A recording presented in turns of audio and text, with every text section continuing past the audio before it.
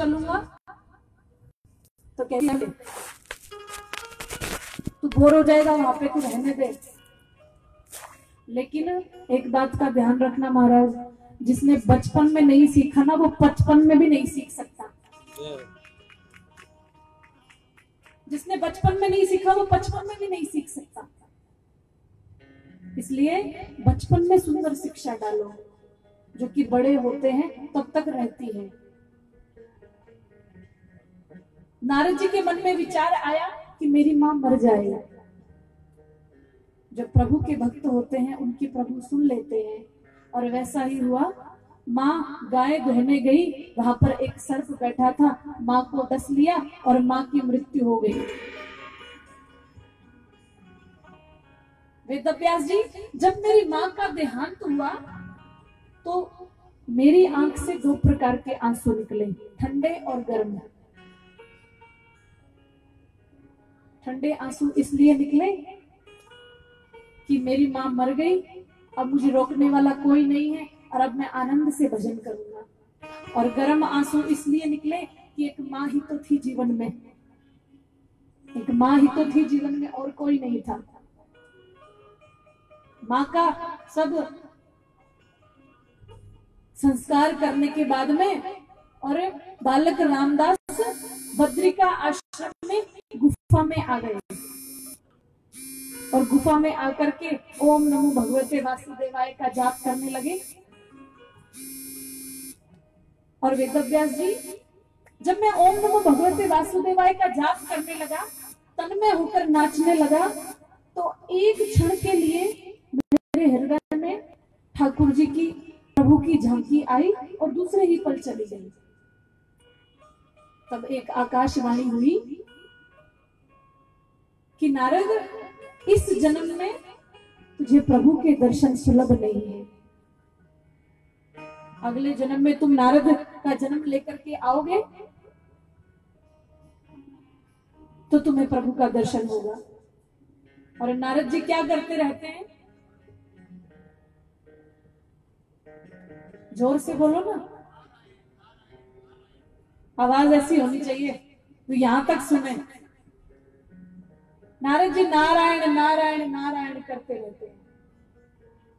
अब वेदव्यास जी के मन में ऐसी भावना जगी, उन्होंने श्रीमद् भागवत जैसे ग्रंथ को लिख दिया। बोले श्रीमद् भागवत महापुराण की, श्रीमद् भागवत जैसे महान सदग्रंथ की रचना की। अब वेदव्यास जी के मन में ये संकोच कि भागवत की रचना तो मैंने कर दी, लेकिन अब भागवत सुनाऊं किसे? है ना, हम जब कोई अच्छी चीज बनाते हैं तो हमारे मन में ऐसी भावना आती है कि कोई ना कोई तो इसको एक बार चख ले। वेदव्यास जी ने मन में सोचा कि अब मैं भागवत सुनाऊं किसे? तो फिर वेदव्यास जी के मन में ऐसा विचार आया कि मुझे मेरा ही जैसे कोई शिष्य मिले,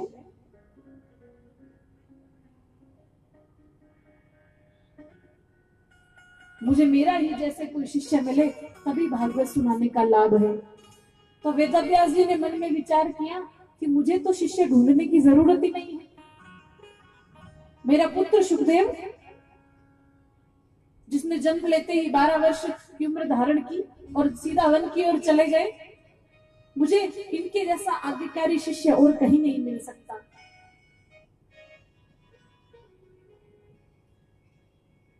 वेदव्यास जी ने मन में विचार किया कि अगर मैं कहूं कि सुखदेव ने काम और क्रोध को जीता है तो लोग कहेंगे अपने पुत्र की स्वयं बड़ाई करता है। अगर राजा जनक कह दे कि सुखदेव जी ने काम और क्रोध को जीता है तो ही मैं इनको भागवत सुनाऊं। अब देखिए महाराज, जिस प्रकार एक शिष्य चाहता है कि उनको श्रेष्ठ गुरु मिले, उसी प्रकार शिष्य गुरु भी चाहता है कि मुझे श्रेष्ठ शिष्य मिले।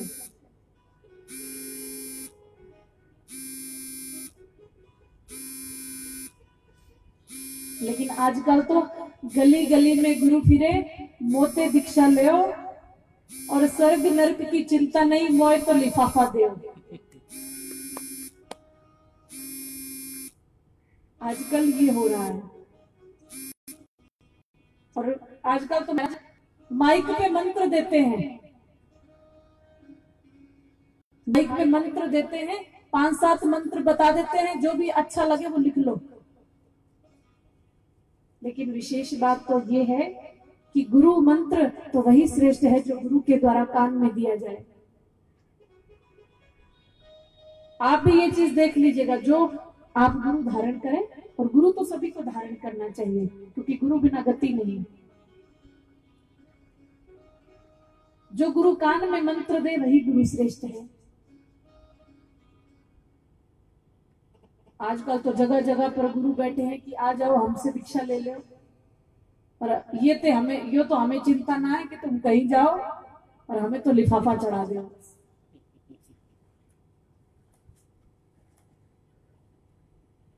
राजा जनक को संदेशा पहुंचा दिया वेदव्यास जी ने, मेरा पुत्र आ रहा है, इसने काम क्रोध को जीता है कि नहीं, इसकी परीक्षा लेना।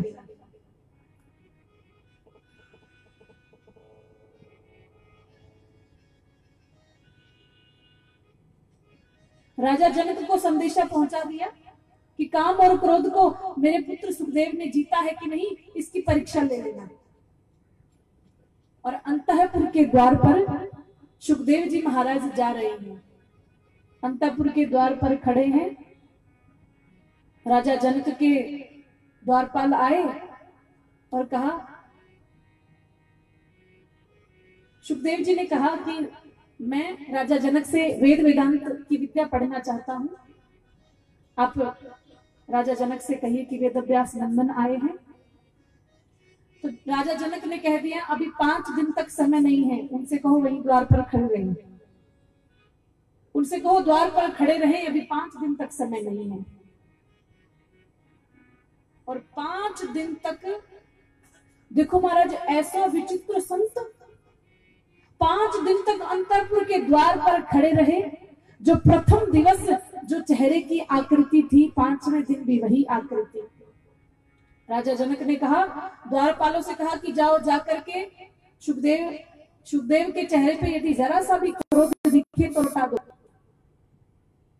द्वारपालों ने कहा, महाराज ऐसा विचित्र संत, 5 दिन पहले जो चेहरे की आकृति वही आज, ऐसा चित्र हमने संत नहीं देखा। जनक महाराज के नेत्र सजल हो गए और कहने लगे, मैंने किया है लेकिन परीक्षा लेनी है, ये तो जरूरी है ना। सुखदेव जी को 5 दिन के बाद में अंदर बुलाया, और अंदर बुला करके और अनेक अप्सराएं, कोई सुखदेव जी को चंवर डुला रही है, कोई आलिंगन कर रही है, लेकिन सुखदेव जी के चेहरे की आकृति बिल्कुल नहीं बदली। वो तो अपनी ठाकुर जी की ध्यान में मस्त। जनक महाराज आकर के सुखदेव जी के चरणों में लौट गए। महाराज क्षमा कीजिए, आपके पिता का आदेश हुआ था, इसलिए आपकी परीक्षा लेने के कारण मैंने ये किया, मैंने संत का अपराध किया है, मुझे क्षमा कीजिए।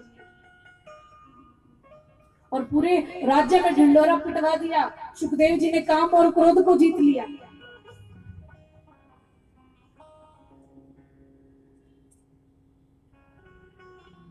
और सुखदेव जी महाराज आकर के अपने पिता वेदव्यास जी से और श्रीमद् भागवत जैसे महान ग्रंथ की उन्होंने श्रवणपान किया। सूत जी, आदरणीय श्री सूत जी महाराज दर्शन करा रहे हैं ऋषियों। जब राजा परीक्षित को 7 दिवस में मृत्यु का श्राप मिला,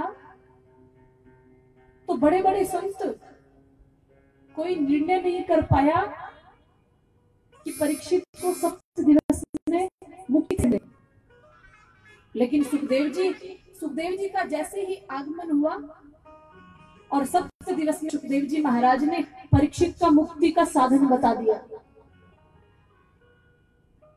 और ऐसे भागवत जैसे महान ग्रंथ का श्रवणपान करवाया, और सुखदेव जी के लिए बैकुंठ से सुंदर विमान आया और सुखदेव जी बैकुंठ चले गए। शौनकादिक ऋषियों ने पूछा, सूत जी ये परीक्षित कौन है और 7 दिवस में इनको मृत्यु का श्राप क्यों मिला? श्री सूत जी महाराज दर्शन करा रहे हैं। ऋषियों, जब कौरवों और पांडवों का युद्ध चल रहा था, कौरवों में सभी मारे गए, दुर्योधन बचा और भीमसेन ने गदा के प्रहार से दुर्योधन की जंघा को तोड़ दिया। रुदन करता हुआ दुर्योधन जब आया तो पांडवों के गुरु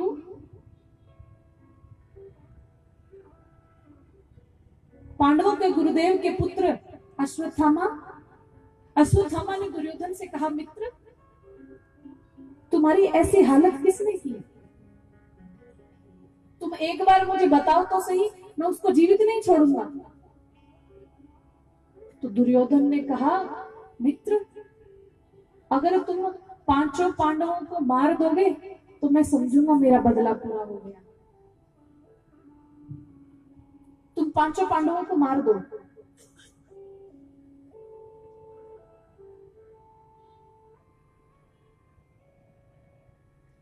लेकिन कहते हैं ना, जाको राखे साइया मार सके ना कोई, और बाल नबा को कर सके चाहे जग बैरी होए। रक्षक जिनका गोविंद है, सार्थक जिनका गोविंद है, उनका कौन क्या बिगाड़ सकता है। आज अर्धरात्रि में पांडव सब बाहर सो रहे थे और मेरे गोविंद उनकी पहरेदारी कर रहे थे। अर्जुन उठा, अर्जुन ने कहा, गोविंद तुम सोए नहीं? तो मेरे गोपाल ने कहा, अर्जुन तुम्हें नींद आ रही है? अर्जुन ने कहा, कन्हैया जब अपने जीवन की बागडोर की डोर तुम्हारे हाथ में सौंप दी तो हम तो निश्चित सोएंगे ही। आप ना एक बात ध्यान रखिए, जो सब काम प्रभु के आश्रय पे छोड़ देते हैं ना, प्रभु के सहारे जो छोड़ देते हैं ना, वो बड़े बड़े हष्ट पुष्ट होते हैं और बड़े चैन की नींद सोते हैं, क्योंकि उनको किसी प्रकार की चिंता ही नहीं। और जो ठाकुर जी श्री राधा रानी के भक्त होते हैं वो तो निडर होते हैं, उनको किसी बात का डर ही नहीं होता, वो तो निडर रहते हैं। किसी भी कार्य को करने जाते हैं तो कहते हैं, गोपाल तेरे सहारे मैं ये काम करने जा रहा हूं और तू जाने, मैं तो करने जा रहा हूं।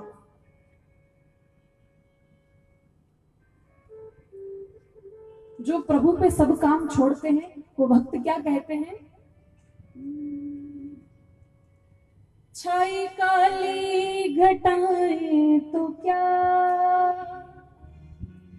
तेरी छतरी के नीचे हूं मैं, आगे आगे तू चलती मेरे, अपनी शामा के पीछे हूं मैं, उसने पकड़ा मेरा हाथ है, मुझे डरने की क्या बात है, राधा रानी मेरे साथ है, मुझे डरने की क्या बात है। तो जो अपने जीवन की बागडोर श्री राधा रानी श्री ठाकुर जी पर छोड़ते हैं, एक बार दोनों हाथ उठाकर, राधा रानी मेरे साथ है, हमें डरने की क्या बात है, राधा रानी मेरे साथ है,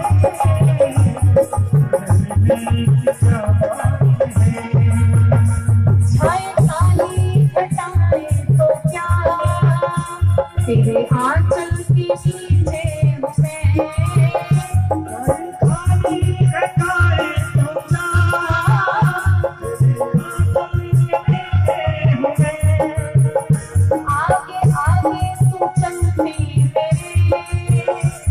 अपनी श्यामा के पीछे मैं आगे आगे चलती हूँ, अपनी श्यामा के पीछे मैं। उसने पकड़ा मेरा हाथ है, उसने पकड़ा मेरा हाथ है, बोलो डरने की क्या बात है। उसने पकड़ा मेरा हाथ है, अब डरने की क्या बात है। जय हो।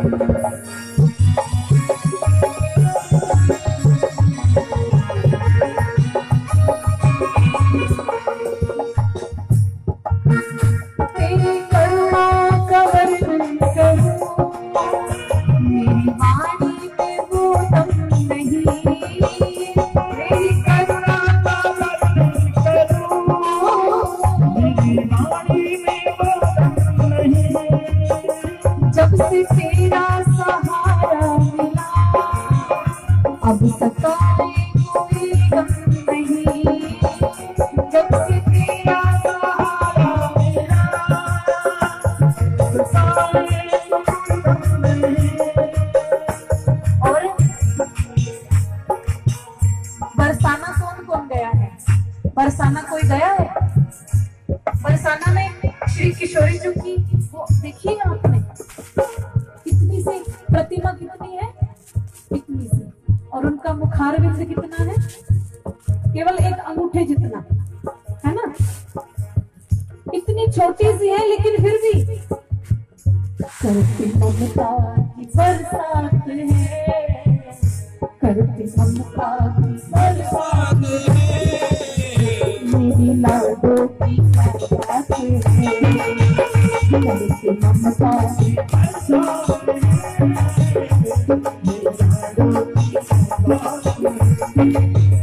श्यामा प्यारी मेरे साथ है, मुझे डरने की क्या बात है।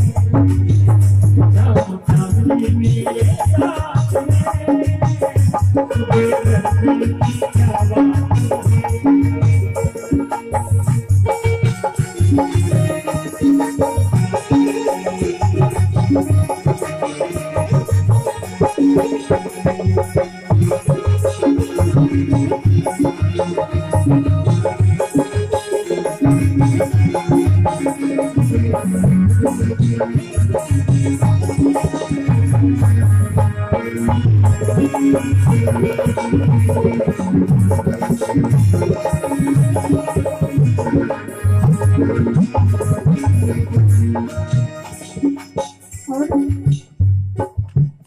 क्यों तो भटके यहाँ से वहाँ, इनके चरणों में आ बैठना। क्यों तो भटके यहाँ से वहाँ, इनके चरणों में आ बैठना। क्यों तो भटके यहाँ से वहाँ, इनके चरणों में आ बैठना। क्यों तो भटके यहाँ से वहाँ, इनके चरणों में आ बैठना।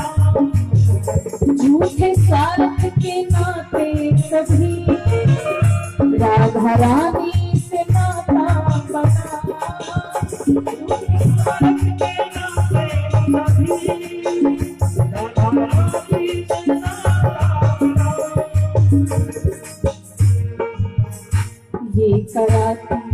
मुलाकात है, ये कराती मुलाकात। और किसी मुलाकात करवाती है, किसी करवाती है? श्री ठाकुर जी से राधा रानी मुलाकात करवाती है। आप लोगों को कभी वृंदावन जाना हो ना, तो ठाकुर जी से कभी मत कहना। कभी वृंदावन जाना हो तो श्री किशोरी जी से कहना, क्योंकि ये कराती मुलाकात है, ये कराती मुलाकात है। मेरी लाडों की क्या बात है, ये कराती मुलाकात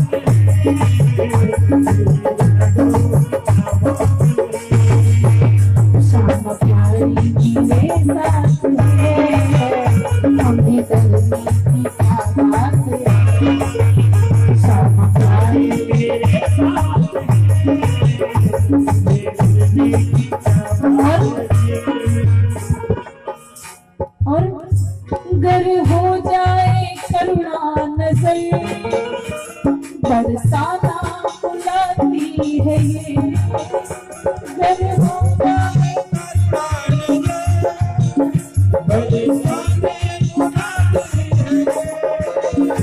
गर हो जाए करुणा नजर, बरसाना बुलाती है ये।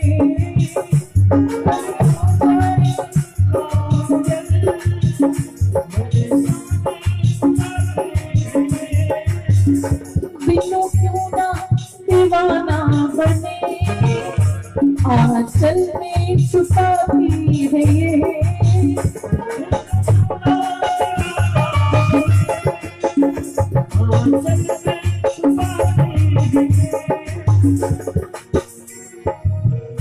लाडो करती करामात है, लाडो करती करामात है। मेरी लाडो की क्या बात है, लाडो करती करामात है। लाडो की क्या बात है, मेरी लाडो मेरे साथ है, मुझे डरने की क्या बात है।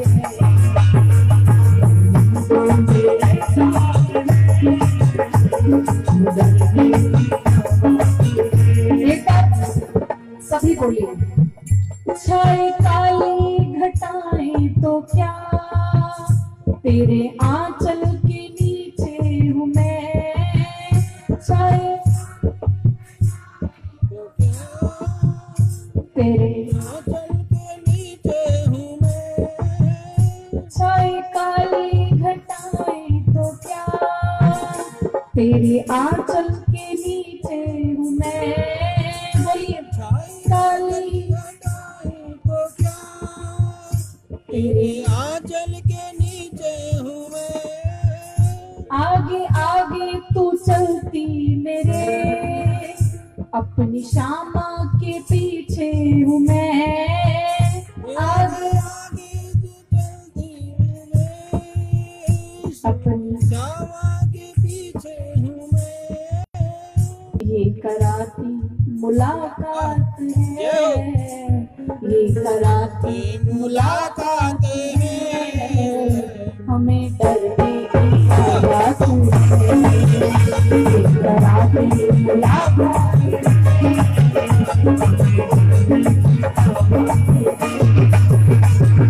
लाडो मेरे साथ है, मुझे डरने की क्या बात है। लाडो मेरे साथ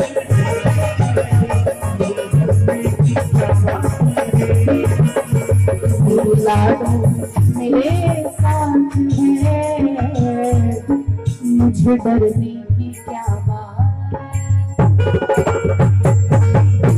बोलो राधा रानी सरकार की, बोलो बरसाने वारी की, बोलो ऊंची अटारी वारी की जय।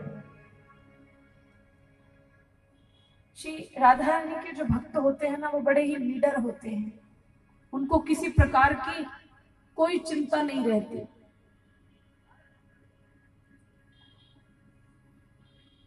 तो अर्जुन ने कहा, गोविंद अपने जीवन की बागडोर जब तुम्हारे हाथ सौंप दी तो हमें किस प्रकार की चिंता। कन्हैया ने कहा अर्जुन